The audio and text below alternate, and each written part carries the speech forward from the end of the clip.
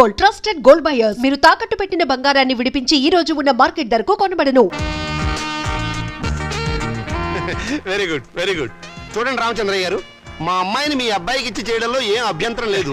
కానీ ఏమిటి మీ సందేహం చెప్పండి. మీ రెండో అమ్మాయిని మా ఏకైక కుమారుడికి ఇచ్చి చేయాలి. అంతకంటే మహద్భాగ్యమా? తప్పకుండా చేద్దామండి. అయితే ఒక విషయం, మా వాడికి కొంచెం పిచ్చి ఉంది. ప్రస్తుతం వాడు పిచ్చాసుపత్రిలో ఉన్నాడు. అయినా సరే మీరు ఈ పెళ్లి ఒప్పుకుంటేనే మా అమ్మాయి మీ ఇంటికి వాళ్ళు అవుతుంది. దాందే ఉందండి, గొప్ప గొప్ప మేధావులందరూ అలాగే ఉంటారు. అంతెందుకు పాత అర్థాంగ సినిమాలో అక్కడే నాయకులకు పిచ్చుంటే సావిత్రి మార్చుకోవాలా? అంతెందుకు ఈ మధ్య వచ్చిన ఆపద్బాంధవుడు చిత్రంలో ఆ హీరోయిన్ అదే మీనాక్షి శేషాద్రిని ఆ హీరో ఎవర్రా? చిరంజీవి గారు. అచ్చు నాలాగే ఉంటారు. అచ్చు మావాడిలాగానే ఉంటాడు, మార్చుకోవాలా? అలాగే ఇది నాన్న, అవి సినిమాలు, జీవితం కాదు. జీవితాలు చూస్తే సినిమాలు తయారు చేస్తారు. నువ్వు నోరు మూసుకో. నోరు మూసుకుని ఇన్నాళ్ళు బ్రతికాను. మౌనిక, చూడండి సార్, మాకు తండ్రి లేడు, ఆయన దేశాల మీద పోయాడు.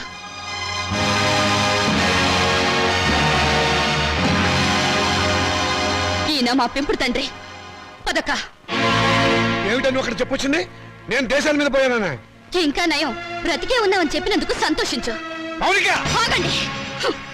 స్వార్థం కోసం ఆడదాన్ని కాళ్ళు చేతులు నరికి తందూరి పొయ్యిలో తగిలిపెట్టిన మహానుభావుల జాబితాలో మీ పేరు కూడా చేరిపోవాలంటే ఆ పిచ్చివాడికిచ్చి పెళ్లి చేసే బదులు డబ్బా కిరసనాయలు పోసి తగలబెట్టండి, ఖర్చైనా మిగులుతుంది. ఎప్పుడు కొడుకుల భవిష్యత్తు గురించి ఆలోచించారే గాని మా ఆవేదన గురించి పట్టించుకోలేదంటే కూతుళ్ళుగా మేము చేసిన పాప ఏమిటో చెప్పండి. ఈ సంసారాన్ని నిలబెట్టేది నా కొడుకుల భవిష్యత్తే గాని మీ పెళ్లిళ్ళు కాదు. మాకు పెళ్లిళ్ళు అవసరమని మేమెవరితోనన్నా లేచిపోతే బయట ఏడ్చి కట్నం ఖర్చు తగ్గినందుకు లోపల సంతోషపడతాను. శభాష్. కూతుళ్ళు లేచిపోవడానికి తగిన సలహాలు ప్రోత్సాహం ఇచ్చే నీలాంటి తండ్రి ఊరికి ఒక్కడుంటే చాలు. దేశంలో ఈనాడు వరకట్న సమస్య ఉండేదే కాదు. నీ కొడుకు సుఖం కోసం నన్ను పిచ్చివాడికిచ్చి పెళ్లి చేయాలనుకున్నావు. ఇది అమ్మ పిచ్చిదైతే నువ్వు చేసుకునేవాడివా? నువ్వు పిచ్చివాడివైతే ఇన్నాళ్ళు అమ్మ నీతో కాపురం చేసేదా? ఏంటే నాన్నగారికి ఎదురు సమాధానం చెప్తున్నావు? చెప్పుతో కొడతాను, జాగ్రత్త. చెప్పులు నాకు ఉన్నాయి. ఎందుకే గొడవలన్నీ? లోపలికి రా. ఆడపిల్లలు ఇంట్లో కూర్చుని ఏడ్చే రోజులు ఎప్పుడు పోయాయమ్మా? మగపిల్లలు ప్లస్లు, ఆడపిల్లలు మైనస్లు అనుకునే ఇలాంటి వాళ్లను నట్టింట్లో నిలదీసి అడిగే రోజులివి. నట్టింట్లో కాకపోతే నడు మీద నిలబడవే. నువ్వు అర్ధరాత్రి వరకు ట్యూషన్ల పేరుతో ఎవరెవరితో తిరుగుతున్నావో, ఏ లాడ్జీలో కుదురుతున్నావో ఎవరు తెలుసు?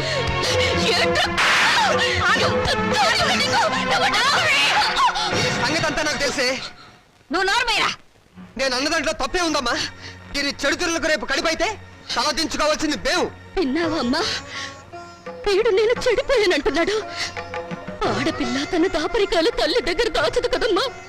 నేనెంత మందితో తిరిగాను, ఎంత బాగా చెడిపోయాను నువ్వే వీడికి చెప్పమ్మా. మౌనిక, ఓ వీళ్ళు నీ కొడుకులే కదూ. కొడుకులు కొరివి పెడతారని మమకారంతో కూతుళ్ళకు తల కొరివి మీరు పెడతారా?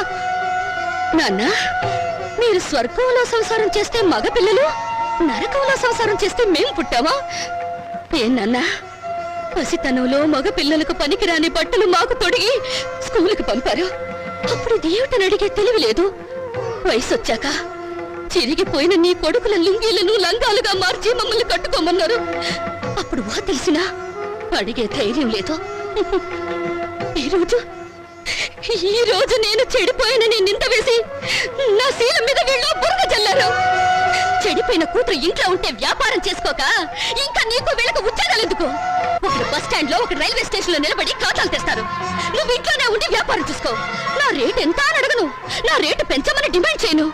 నీ కొడుకులు చదువులకే కాదు, వీళ్ళిద్దరు బిల్డింగ్లు కట్టుకోవడానికి కూడా ఈ కూతురు ఉపయోగపడుతుందని నువ్వు తెలుసుకో. తెలివేంటో తెలియాల్సిన అవసరం ఇక్కడ ఎవరికి లేదు. నువ్వు నోరు మూసుకుని లోపలికి వెళ్ళు. పోతాను. నేను ఇక్కడే ఉంటే నిజంగానే నన్ను చెడగొట్టి ఆ డబ్బుతో మీ అవసరాలు తీర్చుకుంటారు. మిమ్మల్ని మీ ఇంటిని విడిచిపెట్టి వెళ్తే తప్ప నేనుగా బ్రతకలేను. మౌనిక, ఆగు, నేను నీతో పాటు వస్తాను. నువ్వెక్కడికే? మౌనిక ఎక్కడుంటే నేను అక్కడే ఉంటాను. ఎందుకంటే నేను ఈ ఇంట్లో ఉంటే మీరు నా పెళ్లి చేయరు, ఎవరికైనా అమ్మేస్తారు. అందుకే నాకు తొందరగా పెళ్లి కావాలి. నేను మౌనికతో వెళ్ళిపోతాను. పిచ్చ పిచ్చగా ఉందా? గడప దాటావంటే కాళ్ళు చేతులు నరికేస్తాను, జాగ్రత్త. ప్రాణాలు తీస్తావన్నా భయపడా. నువ్వు పదక్క. అవసరం అయితే అది జరుగుతుంది. నోరు మూసుకుని ఇంట్లో పడి ఉండండి. మర్యాదగా మమ్మల్ని బయటికి వెళ్ళనివ్వండి.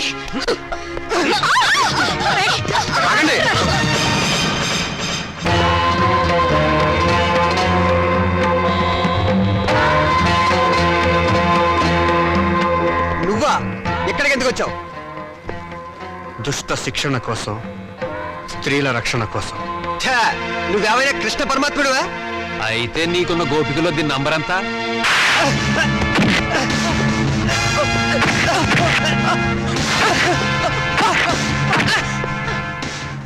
లెక్క పెట్టి నెంబర్ ఎంతో మీరే తెలుసుకోండి. రామోనిక,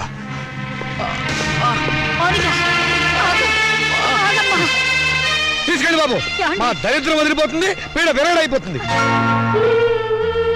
కానీ ఒక్క విషయం గుర్తుంచుకోండి, బిడ్డలని మమకారం మా మీద మీకు లేకపోయినా తల్లిదండ్రులని గౌరవం బాధ్యత మాకున్నాయి. ఎప్పటికైనా మిమ్మల్ని ఆదరించడానికి మీరు కాదన్న ఈ కూతురు ఉందని మీరు మర్చిపోకండి.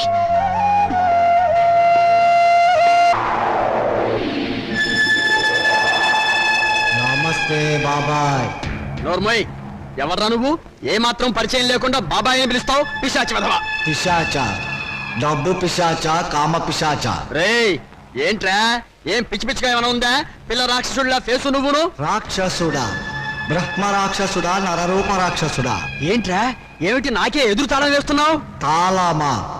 ఆది తాళమా, గాద్రేజ్ తాళమా? ఇదెక్కడి వ్యధం మేడం నాకు? మేళమా? పెళ్లి మేళమా, చావు మేళమా? అమ్మో, నేను అందరినీ ఏడిపిస్తుంటే నువ్వు నన్ను ఏడిపిస్తావేంట్రా? నన్ను వదిలేయరా. అది సరే కానీ సార్, జనన మరణ రిజిస్ట్రార్ వారి కార్యాలయము ఎక్కడ సార్? నీకెందుకు సార్? పేరు నమోదు చేయించుకోవడానికి. నేను చచ్చి 10 రోజులైంది.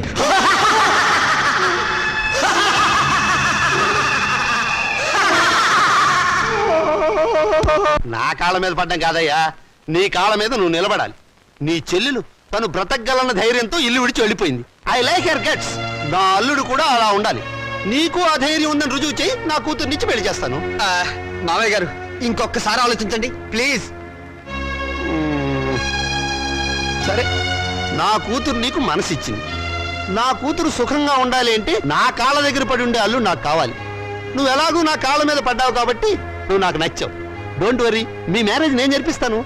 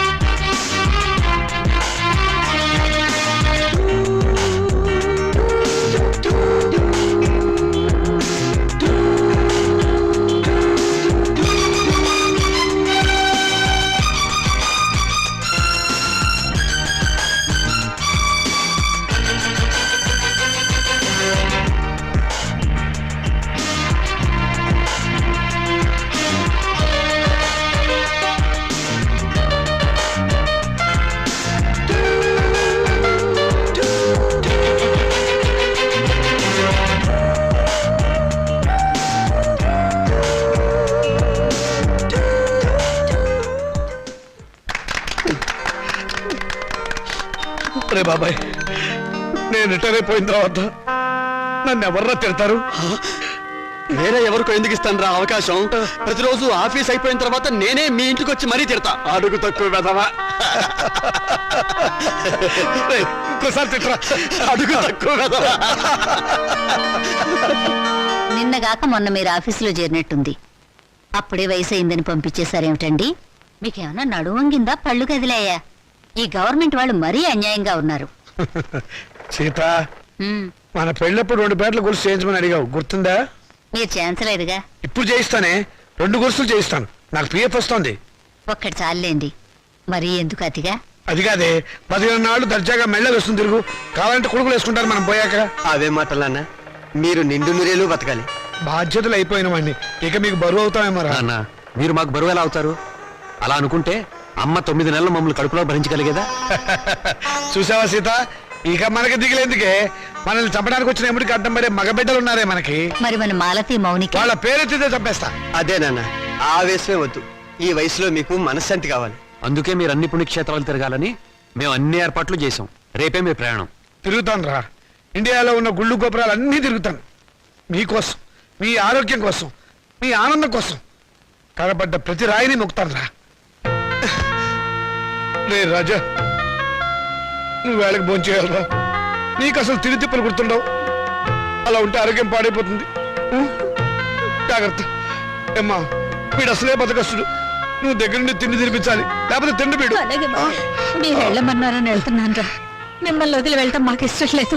రేయ్, నువ్వు పనులని వ్యాపారం అని అర్ధరాత్రి దాకా ఇంటికి రాకుండా, ఊళ్ళో తిరగకుండా ఏందన్నా 15 ఇంటికి వచ్చి ఫోన్ చేసి టైంకి నిద్రపోవాలి. ఏమ్మా, వీడి సంగతి నీకు తెలుసు కదా.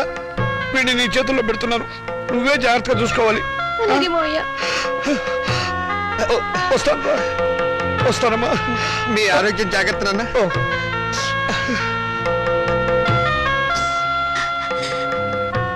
చెల్లెళ్ళు ఎలా ఉన్నారో ఒకసారి చూసిరండి.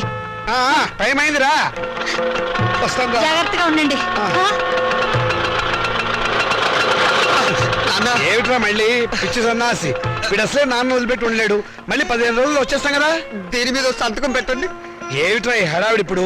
పొద్దు నుంచి ఏం చేస్తాను? ఆ పెన్నిటు. మేము పెట్టబోయే వ్యాపారానికి మీరు పెట్టుబడి లేని పార్ట్నర్. అది దానికి సంబంధించిన అగ్రిమెంట్. త్వరగా వచ్చేయండి. పెళ్ళే ముందు హడావిడి. చెల్లెళ్ళని ఒకసారి వెళ్ళి చూసిరండి. అలాగేదమ్మా. పచ్చిపోతా. టైం అయింది, త్వరగా పోనేవయ్యా.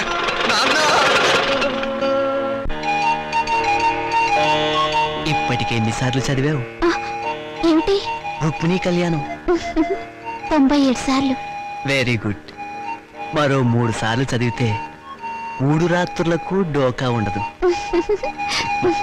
పిండత్రయదేవతాభ్యో నమః. ధ్యానావాహన షోడశోపచార పూజాన్ సమర్పయామి. ఓం అయోధ్యా మధురామాయ కాశీ గాంజ అవంతికాః పూరీద్వారావతి దేవా సప్తైతే మోక్షదాయకాః. అహం కాశీం గమిష్యామి త్రైమ నివసామ్యం ఇది భగవాన్ సర్వం కాశీ దాసవసన్నభేత్. శ్రీశైలం కాశీ కేదారం కాళహస్తేశ పక్షుషం పంచక్షేత్రం పఠే నిత్యం మహాపాతకనాశనం. పిండత్రయాధిష్టాన దేవతాభ్యో నమః.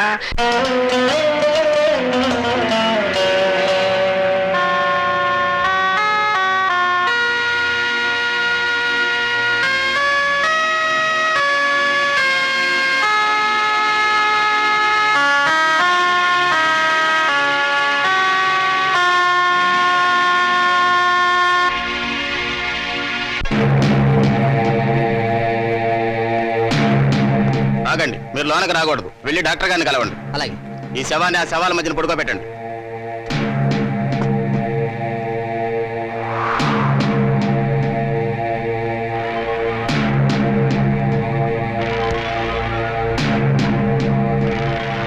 మాస్టారు, అవతల బోల్డ్ చోటుందిగా, నా శవం మీద పడతావే? Sorry sir. ఎక్కడికి వెళ్తావు?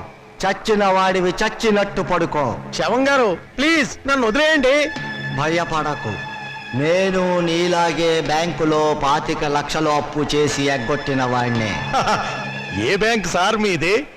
మనందరిది ఆంధ్ర బ్యాంక్. ఓహో, మరి మీది? మీకోసమే పంజాబ్ సినీ సర్వీస్ బ్యాంక్. ప్రజా సంక్షేమం కోసమే వైశ్య బ్యాంక్. ఓహో, ఇక్కడ మన బ్యాంక్ ఖాతాదారులు చాలా మంది ఉన్నారన్నమాట. సరవకు. గవర్నమెంట్ డాక్టరు ముందు నిన్ను, తర్వాత నన్ను పోస్ట్ మార్టం చెయ్యబోతున్నారు. పోస్ట్ మార్టమా? నన్నా? సరవకు. ముందు గుడ్డ కప్పుకొని పడుకో, వాళ్ళు వచ్చేస్తున్నారు. బాబాయ్, రే బాబాయ్. ఎవరు? నేను బాబాయ్. బాగున్నావా? ఎవరు? ఏమిట్రా? ఏమిటలా అయిపోయావు? నువ్వేనా? నేను నీ రాముని. నువ్వు బతుకున్నావా? నేను బతుకుండేవేమిట్రా? నువ్వు మాట్లాడుతుంది? ఎవరు? ఇట్లా ఇట్లా కూర్చో, కూర్చో, కూర్చో చెప్తా. రే, నువ్వు చచ్చిపోలేదా? నేను చచ్చిపోవడమేట్రా? పెద్ద జోకు నువ్వు. ఒరేయ్, నీలాంటి స్నేహితుల అభిమానం, నీ చెల్లెల సౌభాగ్యం, నా కొడుకుల అనురాగం ఉన్నంత వరకు చావు నా దగ్గర రానే రాదురా. నిజంరా, నువ్వు చచ్చిపోయావని తెలిసి బాధపడ్డాను. ఇప్పుడు నువ్వు బతుకున్నావని తెలిసి మరీ బాధపడుతున్నాను రా. ఏమిట్రా, ఏమైంది? ఇంకా ఏం కావాలరా? బతుకున్న తండ్రి చచ్చిపోయాడని చెప్పి డెత్ సర్టిఫికెట్లు చూపించి సాక్ష్యం కోసం పిండాకుడు కూడా పెట్టదని నీ కొడుకులు తండ్రి మాట సవదాటని ఆ శ్రీరామచంద్రుడు కూడా దాటిపోయి చరిత్ర సృష్టించారా.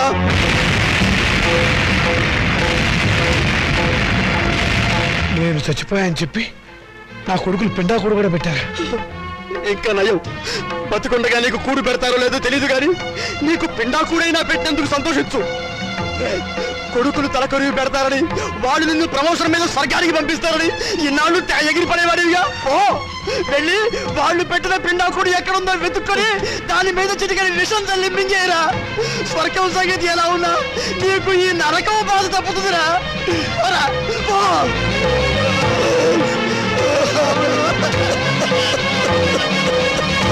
And for more videos, Please subscribe to iDream. Please subscribe to iDream. Please subscribe iDream. And please subscribe to iDream. For more videos, subscribe to iDream. please like, share, and subscribe to the channel. Congratulations I dream. Subscribe to iDream. Subscribe to iDream. So subscribe to iDream Media. iDream ki iDream team andarki huge congratulations. Please subscribe I dream media. Please subscribe to iDream. Subscribe I dream. Please subscribe to iDream. iDream అంటే నా కళల channel subscribe చేసుకున్న నోరు తిరుగుతలేదు. మీరైతే గంట గుర్తు కొట్టండి. For more such videos, please subscribe to iDream. Subscribe to iDream. Please subscribe to iDream. Please subscribe iDream Media. Please do subscribe to iDream. Please subscribe to iDream Media. For best entertainment and information, please subscribe iDream. And don't forget to subscribe to iDream.